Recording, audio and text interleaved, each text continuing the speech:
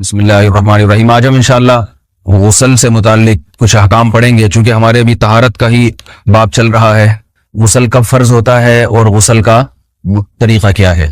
رسول اللہ صلی اللہ علیہ وسلم نے فرمایا ان اللہ لا یستحیی من الحق، اللہ تعالی حق بات کو بیان کرنے سے حیا نہیں کرتے۔ تو غسل کے جو مسائل ہیں ان میں بھی بعض دفعہ کچھ ایسی باتیں آتی ہیں جو بظاہر حیا کے خلاف ہیں، لیکن علم کی ایک بات ہے، سیکھنے اور سکھانے میں حیا اگر کریں گے تو پھر ظاہر ہے ساری زندگی جاہل ہی رہے گا انسان۔ اور غسل کے مسائل سیکھنا اس لیے ضروری ہے کہ غسل جب فرض ہوتا ہے تو جب تک مکمل غسل نہ ہو آپ کی نماز ادا نہیں ہوتی۔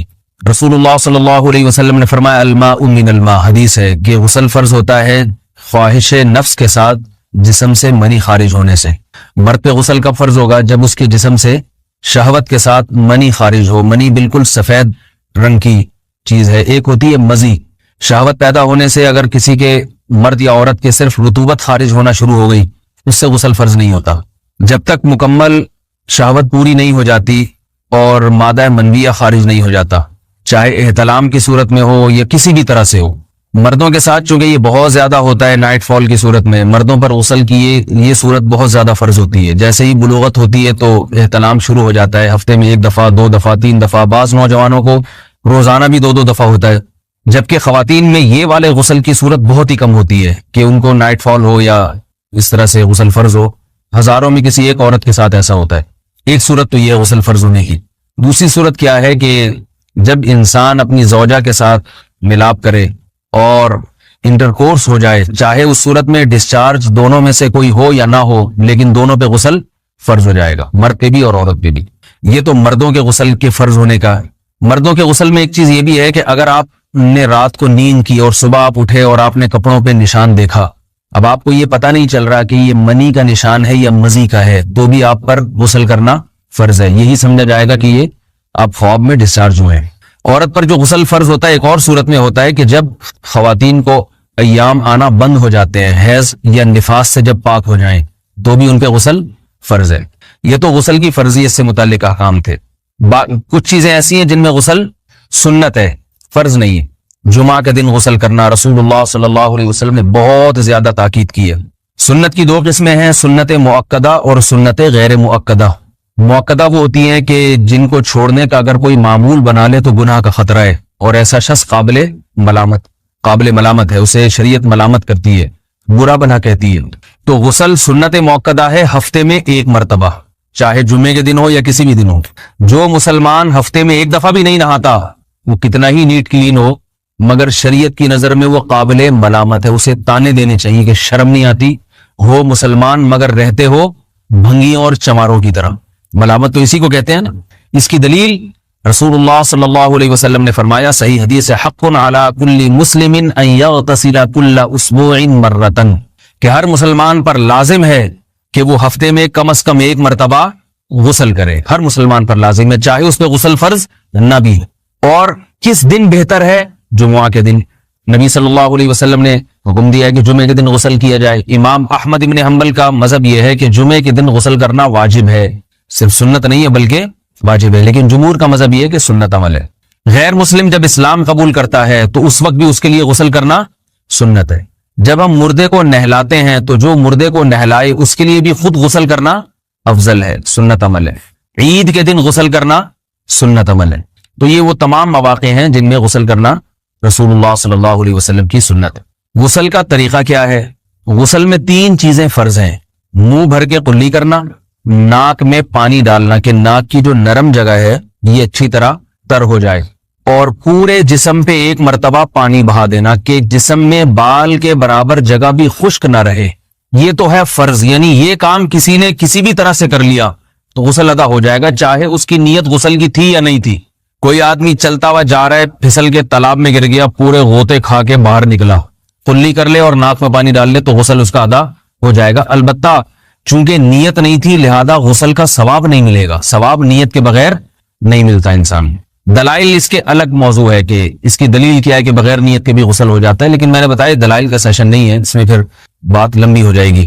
تو یہ تو ہے فرض، پورے جسم پہ پانی بہانا، کلی اور ناک میں پانی۔ سنت طریقہ کیا ہے؟ رسول اللہ صلی اللہ علیہ وسلم غسل کیسے کرتے تھے؟ سنت طریقہ جس پہ جو اختیار کرنا چاہیے وہ طریقہ یہ ہے کہ جب آپ غسل کے لیے بیٹھیں تو سب سے پہلے وہ جگہ دھوئیں جہاں نجاست اور ناپاکی لگی ہوئی ہے. نائٹ فال ہوا, کسی کو احتلام ہوا, تو جہاں جہاں گندگی لگی ہے پہلے اس جگہ کو دھوئیں. استنجا کریں, شرمگاہ کو دھوئیں اچھی طرح. سمجھ رہے ہیں بات کو؟ اس کے بعد ہاتھ دھوئیں اور مکمل وضو کریں جیسے ہم عام حالات میں وضو کرتے ہیں. مکمل وضو کرنے کے بعد دائیں کندھے پہ پانی ڈالا, لیفٹ سائڈ پہ پانی ڈالا. پہلے زمانے میں تو چلو سے غسل ہوتا تھا, ہاتھ دھو لیے تو اب چلو سے پانی لے کے یہاں ڈالا جا رہا ہے, چلو سے پانی لے کے یہاں ڈالا جا رہا ہے, پورے جسم پہ ملا جا رہا ہے, اور چلو سے پانی لے کے 3 دفعہ سر پہ ڈالا جا رہا ہے. تو آج کل چلو ولو تو ہے نہیں, شاور کے نیچے جا کے کھڑے ہو جاتے ہیں. تو اس میں یہ کہ شاور کھولے کھڑے ہو جائیں, سارے چلو اس میں خود بخود ہی ہو جائیں گے, پورے جسم پہ پانی بہ جائے گا. نبی صلی اللہ علیہ وسلم کے دور میں یہ جدید چیزیں نہیں تھی, شیمپو اور صابن. تو آپ صلی اللہ علیہ وسلم بیری کے پتوں سے غسل کی ترغیب دیا کرتے تھے. بیری کے پتوں کو اگر پانی میں پکایا جائے تو پانی میں میل کچیل صاف کرنے کی صلاحیت بہت بڑھ جاتی ہے. ہمارے زمانے میں اس تکلف کی ضرورت نہیں ہے, صابن ملتے ہیں اس سے نہایا کریں. بہرحال کہنے کا مقصد یہ آپ لوگوں سے, تو یہ سنت طریقے سے غسل ہو جائے گا آپ کا. سمجھ رہے ہیں بات کو؟ سب سے پہلے استنجا کیا, اس کے بعد وضو کر لیا, اس کے بعد غسل کر لیا.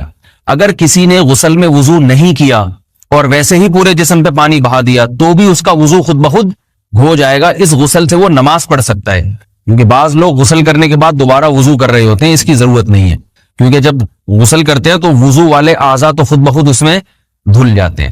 یہ ہے غسل کا طریقہ. وضو کیسے ٹوٹتا ہے؟ جن چیزوں سے غسل فرض ہوتا ہے ان چیزوں سے وضو تو بہرحال ٹوٹتا ہی ہے. اس کے علاوہ بھی وضو ٹوٹتا ہے. اس سے پچھلے لیکچر میں نے کچھ تفصیل بتائی تھی کہ نجاست جسم سے کہیں سے بھی خارج ہو جائے یا نجاست نکل کے بہہ پڑے. اگر قضاء حاجت کی جگہوں سے نجاست خارج ہوئی ہے تو نظر بھی آ جائے وضو ٹوٹ جائے گا, اور قضاء حاجت کے علاوہ جگہوں سے اگر نجاست خارج ہوئی ہے, خون وغیرہ ہے جیسے, تو جب تک نکل کے بہے گا نہیں تو اس وقت تک وضو نہیں ٹوٹے گا. سمجھ رہے ہیں بات کو؟ وضو کا طریقہ کیا ہے؟ سب سے پہلے دونوں ہاتھوں کو دھویا جائے, 3 دفعہ کلی کی جائے, مسواک کی جائے, 3 دفعہ ناک میں پانی ڈالا جائے, پھر پورے چہرے کو پیشانی, یہ جو ہے جہاں سے پیشانی ہماری شروع ہو رہی ہے اور تھوڑی کے نیچے تھوڑی جہاں ختم ہو رہی ہے, اور ایک کان کی لو سے دوسرے کان کی لو تک 4 اعضاء ہیں وضو میں دھونا فرض ہیں. 1 چہرہ, نمبر 2 بازو, نمبر 3 سر کا مسا, چوتھا ہی سر, اور نمبر 4 پاؤں کو دھونا. اس کی دلیل قرآن مجید کی مشہور آیت ہے فَاغْسِلُوا وُجُوهَكُمْ وَأَيْدِيَكُمْ إِلَى الْمَرَافِقِ. اللہ فرماتے ہیں ایمان والو, جب نماز کا ارادہ ہو تو اپنے چہروں کو اور اپنے ہاتھوں کو دھو, سر کا مسا کرو اور پاؤں کو ٹخنوں سمیت دھو. دھونے کا حکم ہے قرآن مجید میں. البتہ سر کے بارے میں یہ نہیں ہے پورے سر کا مسا کرو, بلکہ آ رہا ہے وَامْسَحُوا بِرُؤُوسِكُمْ. با کا لفظ ہے, با آتی ہے تبعیض کے لیے کہ سر کے بعض حصے کا مسا. اب بعض حصے کا قرآن حدیث میں کہیں تذکرہ نہیں ہے, تو اس میں فقہاء کرام کے اجتہادات ہیں. امام شافعی فرماتے ہیں تھوڑا سا بھی ٹچ کر لیا سر کو ہو جائے گا. امام ابو حنیفہ فرماتے ہیں نہیں, کم از کم 1/4 کا ہونا ضروری ہے. سب کے اپنے اپنے دلائل ہیں, ان دلائل میں نہیں جاتا. فقہ حنفی کو جو فالو کرنے والے ہیں تو ان کو چاہیے کم از کم 1/4 سر کا مسا, یہ فرض ہونے کے لیے ضروری. مگر سنت کیا ہے؟ پورے سر کا مسا.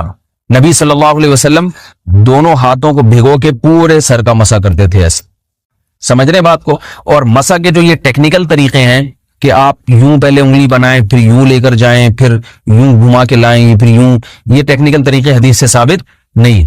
مسا کا طریقہ کیا ہے؟ بھیگا ہوا ہاتھ لے کے ایسے پورے سر کو ہو گیا. پھر حدیث میں یہ بھی ہے کہ یوں لے جاؤ اور یہ بھی ہے کہ 2 واپس بھی لے کر آؤ, دونوں طرح سے ثابت. تو ایسے بھی کر سکتے ہیں کہ یوں لے جائیں, اور ایسے بھی کر سکتے ہیں لے کے جائیں اور پھر واپس بھی لے آئیں, دونوں طریقے جائز ہیں. لیکن کم از کم سنت اتنی ہے کہ پورے سر کا مسا ہونا چاہیے. بعض لوگوں کو شو مارنے کا شوق ہوتا ہے, اگر وہ واپس لائیں تو بال ان کے خراب ہو جاتے ہیں.